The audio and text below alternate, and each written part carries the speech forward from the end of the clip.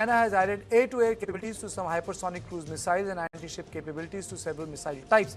At the heart of the development are hypersonic glide vehicle or HGVs. Unlike a conventional ballistic warhead that follows a predictable trajectory, an HGV can maneuver through atmosphere on its way to the target. That makes it harder to track and intercept. Hypersonic glide vehicle launched from the China's DF-17 could reportedly travel around 1,500 miles. Long-range DF-27 is estimated to have the range of 5,000 miles, potentially putting targets as far away as Hawaii within reach, even Guam. Now, using a ballistic missile has a challenge because people can misconstrue it as a sort of a nuclear attack. So that's another problem. But when you go in for a hypersonic missile attack, it's a different level of attack within the theater. There cannot be any larger miscalculation. But the potentiality is that it can actually destroy your assets which operate beyond the ambit of theater. And what does it change for America and China? Let me just introduce my guest. I'm joined by Air Commodore Dr. Ashwinder Singh Bahal and Anushka Saxena, research analyst at Takshashila Institution, who understands the mind of PLA very well. Let me go across to, thank you, Dr. Bahal first. So what does it change, sir? What does this change? Thank you, Karkitya, for inviting me, and also present greetings to the eminent co-panelists. Now, I want to tell you something. What is a hypersonic glide vehicle? Hypersonic means speed of 5 Mach or more. Glide vehicle means it does not have its own power source. So means there has to be a carrier that launches it, and thereafter it is utilized. Third is, till now we have had hypersonic glide vehicles, for example, Fatah-2, which was used after 28 February attacks on Israel by Iran. And they had used a hypersonic glide vehicle launched from Fatah-2 missile, which was maneuverable. Now, maneuverable means first the speed itself, then the range, and then maneuverable makes it extremely difficult to be intercepted. And therefore, its effectiveness increases significantly. And now it can be used to target with this important additional capability of adding up air-to-air missiles. Now, till now, air-to-air missile being added to either a hypersonic glide vehicle or to any form of missile has not been heard of.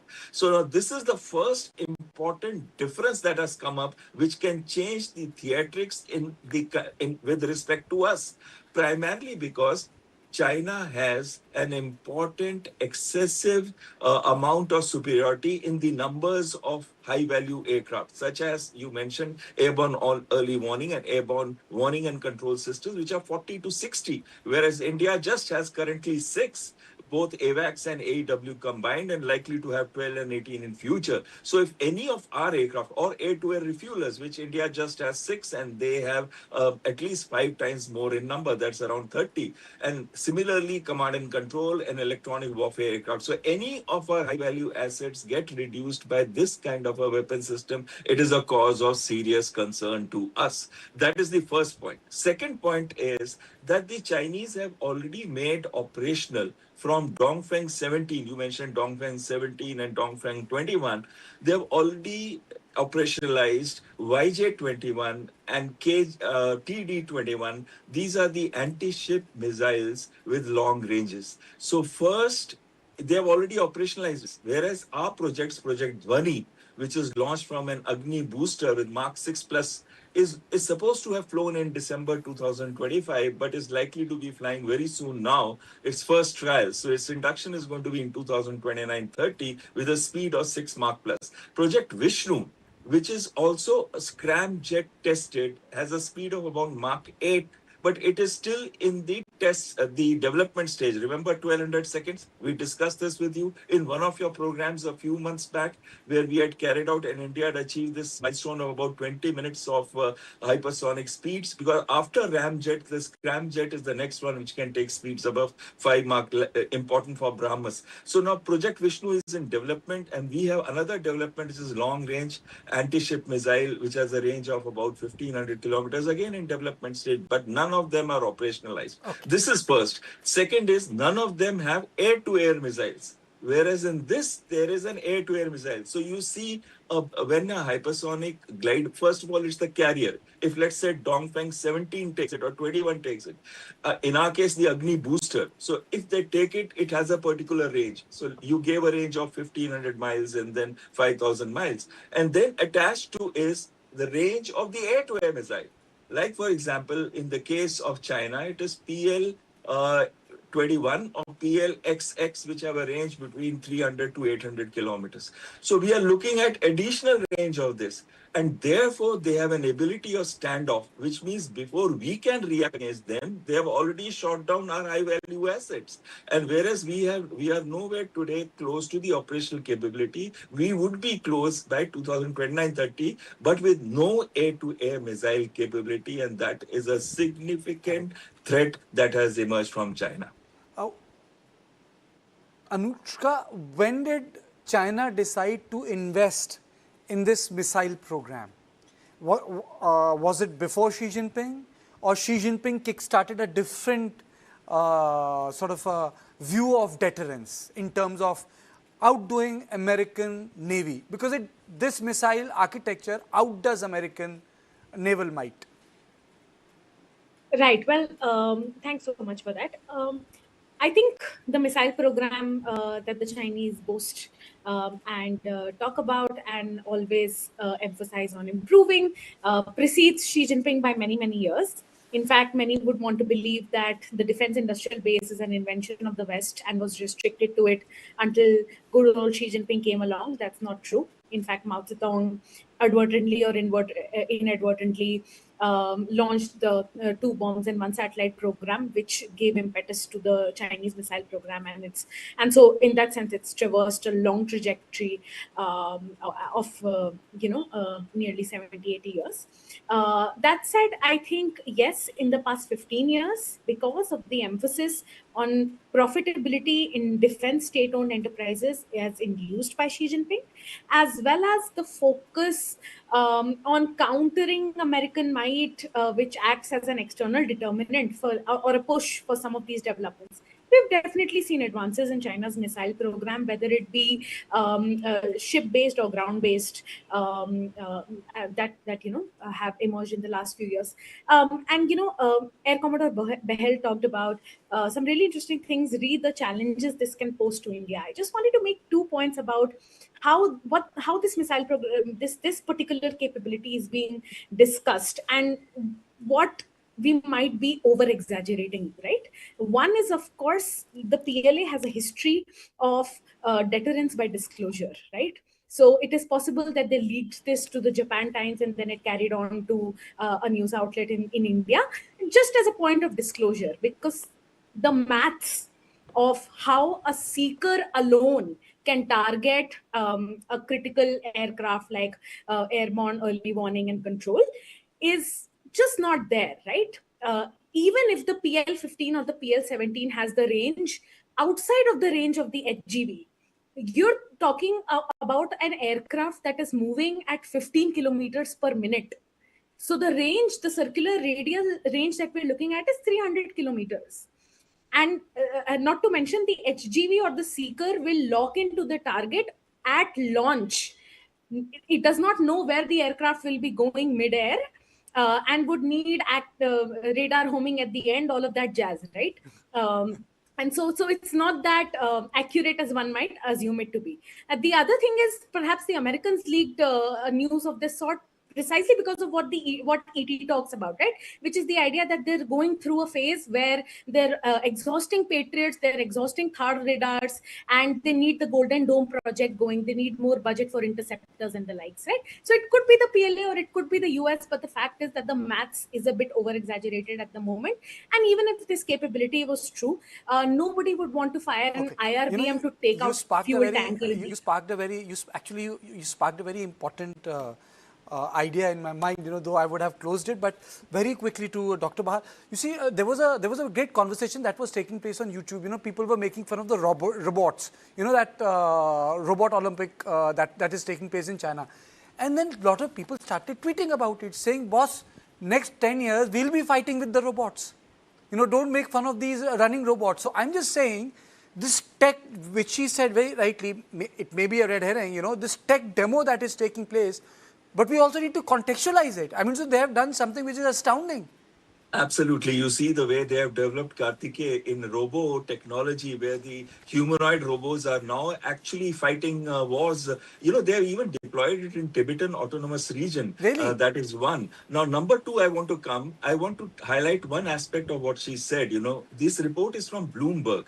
And it cites, you know, China's aerospace studies unit, which is part of the US. Now, though they're citing an unnamed, but I want to highlight is that they've already operationalized the anti-ship missile through the Dongfeng 17 and the Dongfeng 27, as well as from H-6 bomber. So one is launched from a destroyer, the YJ-21, and the TD-21 is launched from the H-6 bomber. This is already operationalized, this technology. Now, what we are looking at is that we operationalize a technology in the hypersonic glide vehicle, where the missile, when it is launched, air-to-air missile, in the general area of where these aircraft are operating. Now, these aircraft are generally transport aircraft which have a speed of around 600 to 800, 900 kilometers an hour. And when they're orbiting to provide the support, especially air-to-air refuelers, they're all around 600 So, kilometers. just one addition. Last thing I want you to take this up.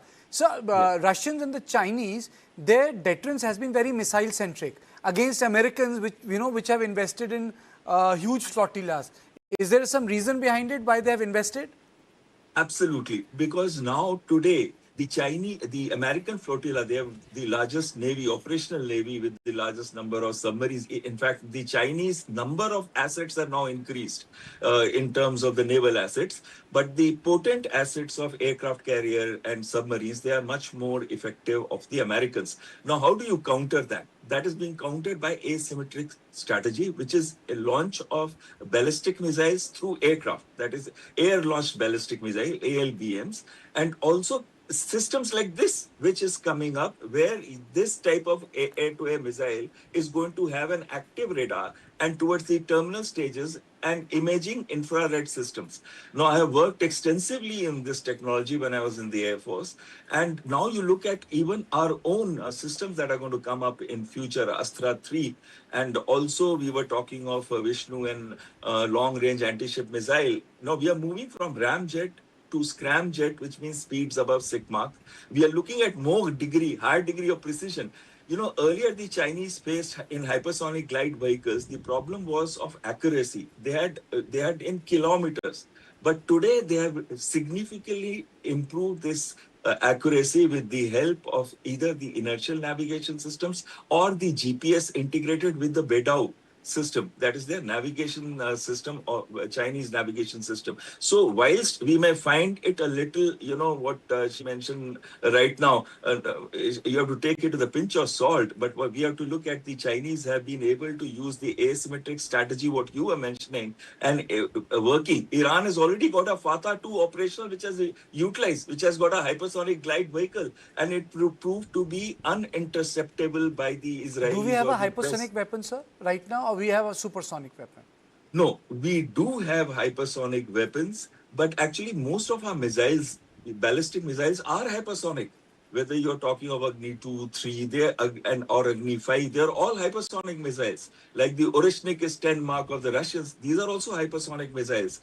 And it's very difficult to intercept an hypersonic missile, primarily for the short reaction time that it gives to the radars. We have Green Pine radars and other radars, which have now been upgraded. I don't want to tell you about that because that is still in the confidential domain. But let me tell you, it may be still in a thinking stage as of this moment of air-to-air missile use, but Chinese will prove it to be operational in the next 5 to 10 years. Anushka, your closing comments.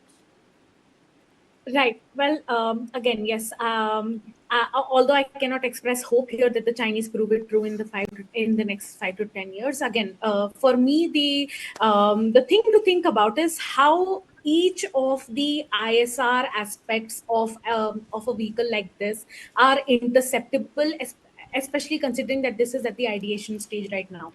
It is true that AAM capabilities on an HGV are not real right now, Not to mention, for a seeker to be embedded in an HGV, you need that infrared capability that Air Commodore Behel was talking about. And at the speed that it is moving, it would be a surprise to me if a camera on the nose is not burnt up in the air even before the seeker is released, right? So there's a lot of things, there's a lot of technical developments that need to happen here for it to be realized. But I think if 5 to 10 years is the timeline that we're looking at, it the satellite data that will be used mid cruise, tracking of launch stages, all of those are easily interceptable and can be done with. And I come back to the point that I made at the end of my first response, which is that nobody wants to fire an IRBM to take out a tanker.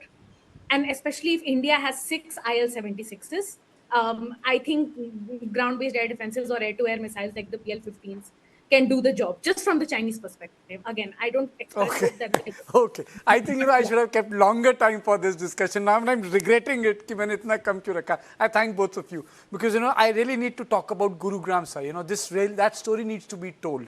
To my viewers, this is now 1.3. Why does Gurugram sink all the time? And on this issue, I'm joined by an expert. And I'm going to straight away go to Mr. Divan Singh. I'm not going to waste any more time because these visuals are telling the story. This just tells us taxes were paid, taxes are paid, taxes will be paid. But Gurugram is a story of corruption. It's a story of mismanagement. It's a story of neglect. And it's a story which should make every citizen ashamed of local administration. Mr. Divan Singh, am I audible to you? Yeah. Why does this place sink all the time, sir? It डूब क्यों जाती है? See, the prime reason you already told, it's a case of sheer corruption, neglect, mismanagement. Because Gurugram, especially if you look at cyber